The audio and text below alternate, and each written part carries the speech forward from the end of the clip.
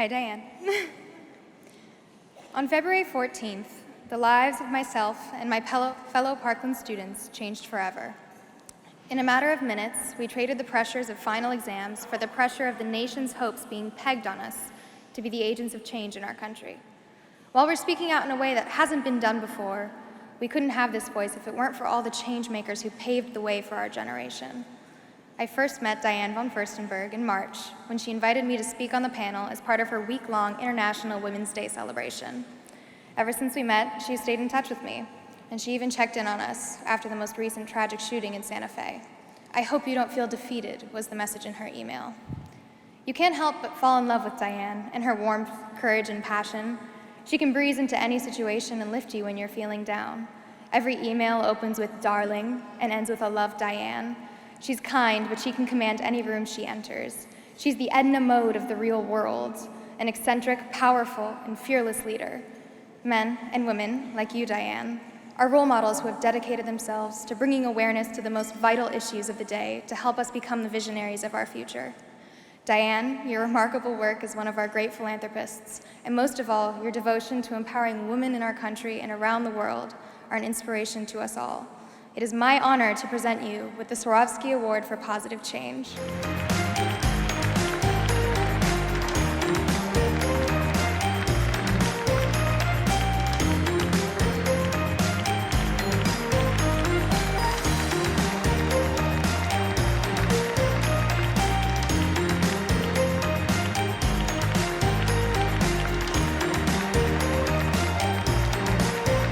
Now, please help me to congratulate Delaney, who graduated from high school yesterday.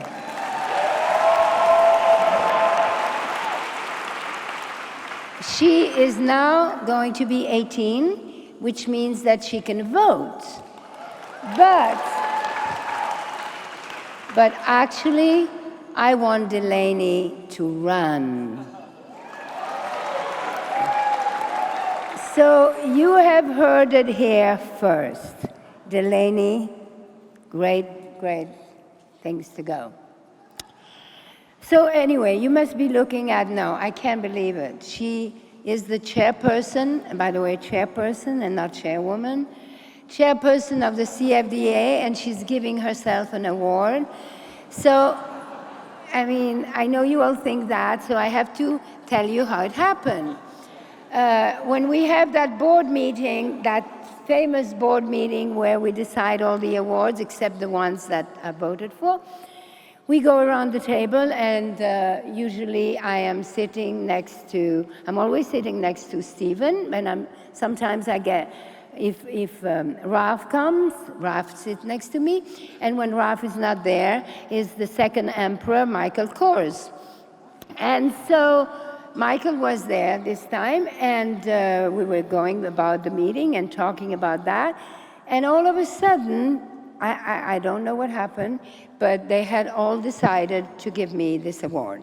So, of course, I accepted it and it's only after I was in the elevator and I left, I said, I can't accept this. People are going to think I'm nuts. So I had nothing to do with this. So, anyway, this is a very nice award that Nadia Swarovski gives. And Nadia, I cannot thank you for all your support over all these years. But it's a nice award that we started last year, and it's an award that talks about, you know, when you get successful, two things happen. You can pay your bills, or sometimes you can't, and you have a voice. And when you have a voice, it's not just a duty, but it's a privilege to use your voice for people who have no voice or less voice. So before I end up tonight, I want to give you a little trick, something that I started a few years ago, and I encourage you to do that. Every morning, when I go to my computer or to my iPad, I try the first email that I will do is something that doesn't benefit me, which is hard for me or anybody. So, and I started that game, at first it started like a game, and it's a very interesting thing, because with technology, you can actually introduce one person to another person without leaving a message, without talking, without making any noise, and change one of these person's life.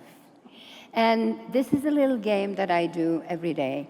And I encourage all of you to do the same, because you all have a voice and you all know people, and you can actually, if you pay attention and if you connect people, you could change people's lives. And I think it's important that all of us practice this thing that is being nice and do things that will make somebody feel good. I mean,